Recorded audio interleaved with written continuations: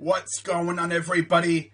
Crazy Dog back with another Bleacher Report article review for you, as we are just about a week away from the start of the new league year, where free agent signings and trades become official. And speaking of trades, how about that Russell Wilson trade, eh? Russell Wilson to Denver. And it's funny because everyone was trolling the Broncos about not getting Aaron Rodgers, only for them to go out and trade for Russell Wilson. Wow. The AFC just got way, way tougher. And then, of course, you have the AFC West with Mahomes, Herbert, and now Russ to go along with Derek Carr. Talk about a gauntlet. My God. For real, man. Damn. Andrew Berry, man, you better make this team so much better, because right now, oh my God. Boy, yeah, I'm not sure if we're like a shoo-in for the playoffs. In order for us to make the playoffs, we'd have to win the division straight up. It's division or bust right now with the way the AFC is looking. Because we would probably not get a wild card spot with the way the AFC is looking right now. Hell no. Look at all the good quarterbacks in this division. And then look at us. Now here comes all the Browns haters, Baker haters saying, yeah, we should trade for Deshaun Watson. If they truly believe that Watson is, innocent, and if they don't really truly believe in Baker, go make a move for Deshaun. But they're not going to do that, because Andrew Berry has said multiple times this offseason already that he believes in Baker and that Baker will be our quarterback heading into this upcoming season. I will be shocked at this point if he's not repping the Browns come week 1. So with that being said, let's talk about today's article, which is top 9 NFL players most likely to be traded during 2022 free agency. Of course, trades can be made now, as we just saw with Russell Wilson, but they're not official yet. Now, once the new league year starts, then trades will become official. So with that being said, let's dive into this article. Shout out to Ian Wharton for concocting this article. This was, of course, posted today, and you already know the gist. I don't go through articles before I do videos on them. This will be my genuine reaction. So let's get right into it. So the first player that Ian believes could be traded during the free agency period is Laremy Tunsil, left tackle from Houston. The fits, Seattle, Bengals, of course, Panthers, and Steelers. Yeah, makes a lot of sense there. All those teams make so much sense. That they all make way too much sense, man. Bengals, of course, Panthers, yeah, Steelers. They lost Villanueva. Yeah, they definitely all make sense. Wasn't Dwayne Brown a former Texan too? So, are the Seahawks just going to keep taking freaking Texans tackles? Is that going to be a thing now? Oh, that's funny. But yeah, they all make sense there. Texans would love to get a first-round pick back for Tunsil, but they may have to settle for a conditional first based on his playing time. Played in just 5 games last year because of thumb surgery. There also doesn't appear to be a large market for an expensive left tackle due to the cap limitations of otherwise interested parties. Okay. And then you see up there at top, Tunsil's $66 million contract extension ends after 2023, and the 28-year-old isn't presently making a huge impact on one of the league's worst rosters. Tough. You can also read all the rest of that stuff there. And then there's the first part of the article, too. All right, moving on. We got Eric Kendricks, linebacker from the Vikings. Browns, Eagles, and Commanders. Makes a lot of sense for the Browns because we could use a linebacker. And the Vikings hired one of our guys from the front office, Kwesi Adolfo-Mensah. So I wouldn't be shocked if Andrew Berry, hit up Mr. Kwesi and be like, hey, yo, Kwesi, it's your boy Andrew Berry. How would you feel about giving us Eric Kendricks, eh? We are friends, right?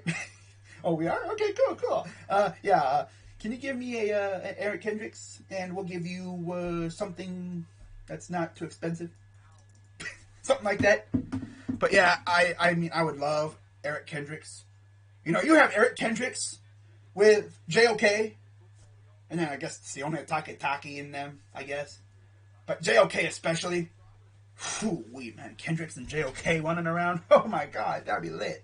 That'd be lit. $13.5 million cap hit is an issue for a team that needs to clear over $15 million in cap space. They would save over $7.5 million in a trade on top of receiving a mid-round draft pick.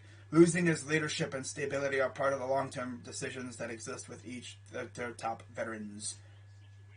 Okay. A contending team would happily pay Kendricks his $9.15 million base salary in 22 and 23. The limited financial obligations to Kendricks beyond his prime is a positive selling point. Plus, the list of inside linebackers available in free agency isn't especially strong.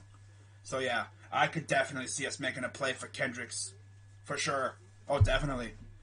Eagles, yeah, I could see that. Commanders, they could definitely use a guy like him, but I would love him on the Browns. No cap. All right, moving on. We got Saquon Barkley. Never forget the Giants took a running back at 2 instead of a quarterback. Tough. That's tough. Let's see who they have as potential suitors. Niners, Dolphins, Cardinals, and Bucks. Okay. Yep. That's going to be one of the many moves that the Giants are going to make to help alleviate their cap situation and stuff.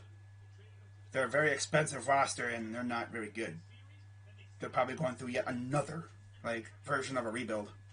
Again, I don't know, are they going to full on restart the rebuild, or are they just going to resume with new staff and stuff? Because obviously, you know, their new GM did not draft Daniel Jones or Barkley. Those are all ghetto guys. See what I did there? Ghetto guys. Yeah, it's going to be really interesting to see what the Giants do in free agency and stuff. And the draft, but especially free agency. But I could see Barkley going to the Niners. Man, imagine him with the Niners. That would be something. Or the Dolphins. Cardinals? Buccaneers. Sounds like something that they would do. Go from Leonard Fournette to Saquon Barkley. Okay. All right, moving on. Kareem Hunt. Would we really trade Kareem Hunt?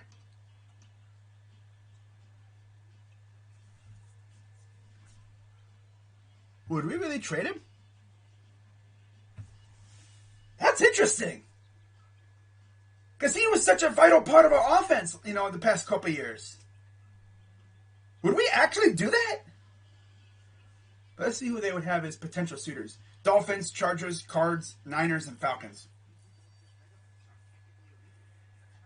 I mean, it wouldn't completely surprise me if we traded Kareem, but I don't think we will.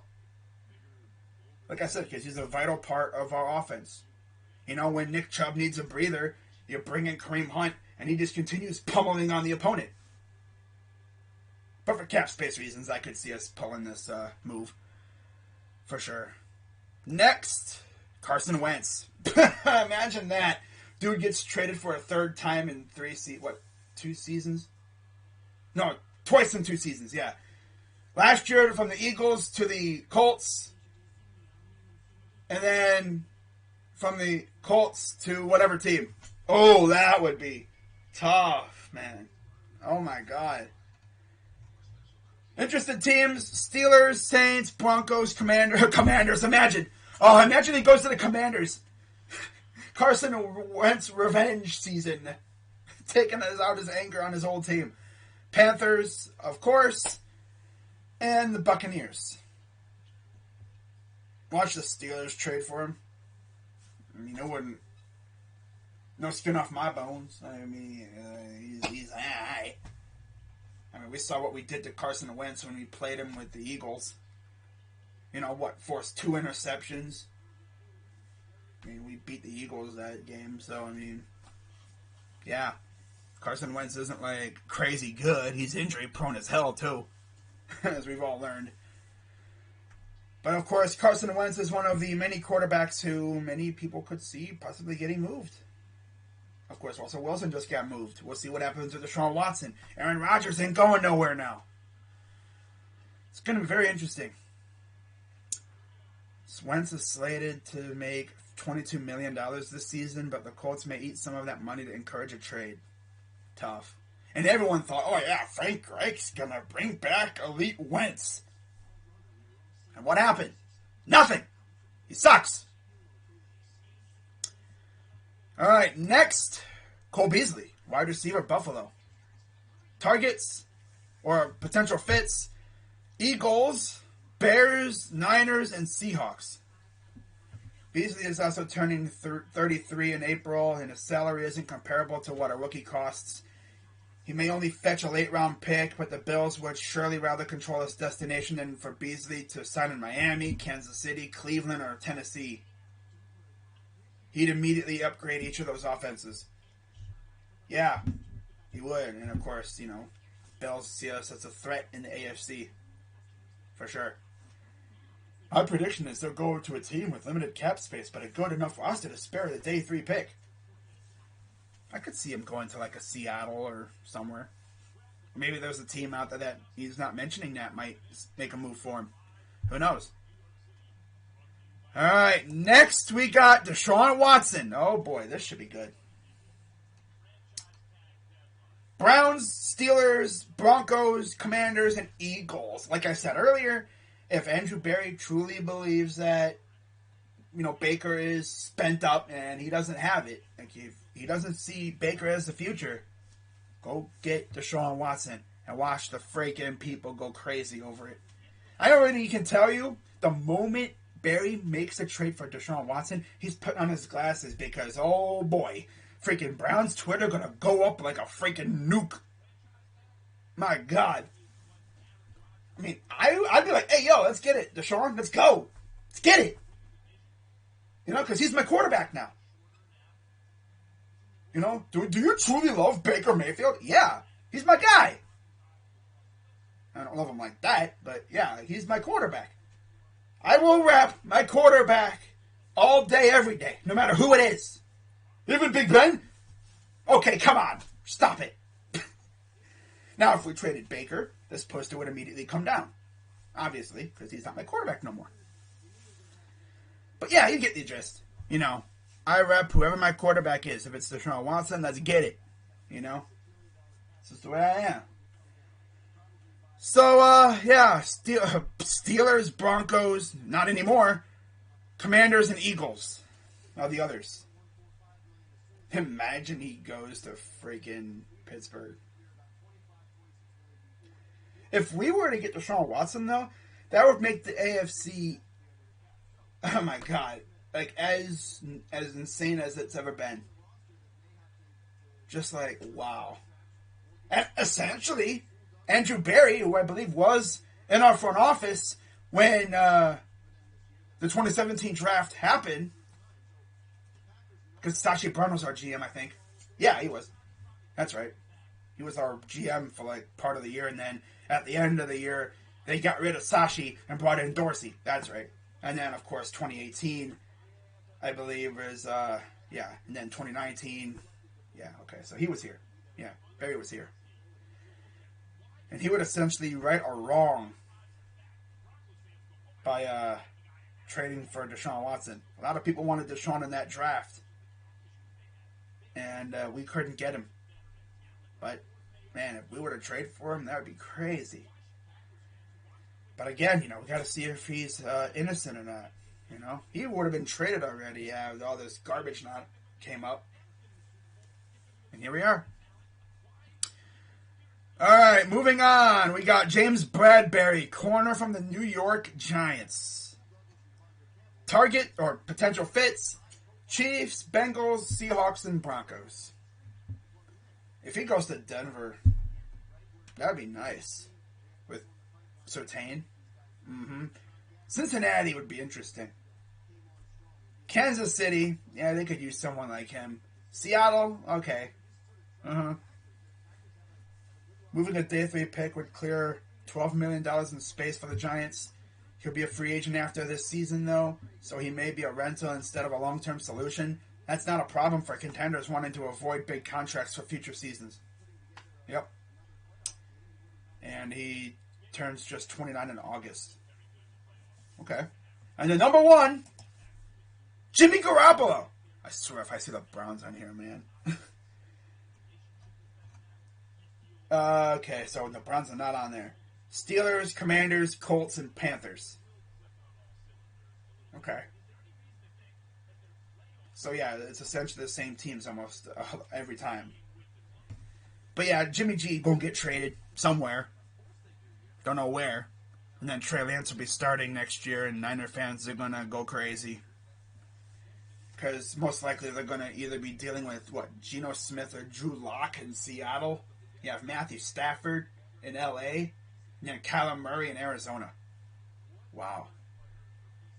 Interesting quarterback situation out there in the NFC West. And then you look at the AFC West, like I said earlier. My God. Herbert, Mahomes, Russ, and Carr.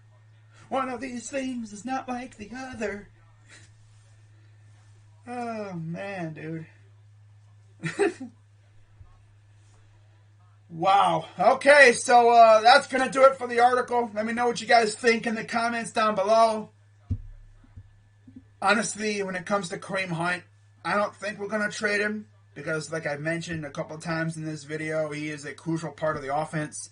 But when it comes to salary cap numbers, he could be that kind of guy that's a cap casualty. You know, we trade him for a pick or two. I don't know. But yeah, it would suck to see Kareem go. Because he didn't really do a whole lot last year because he was hurt. I mean, he did help us go to the the playoffs in 2020, and he helped us win a playoff game. It was pretty nice to see him play for his hometown team, though. You know? But, yeah. That's going to wrap it up for this video. I will be back with my first Browns free agent target video coming up in a little bit. I got to see who gets tagged and stuff.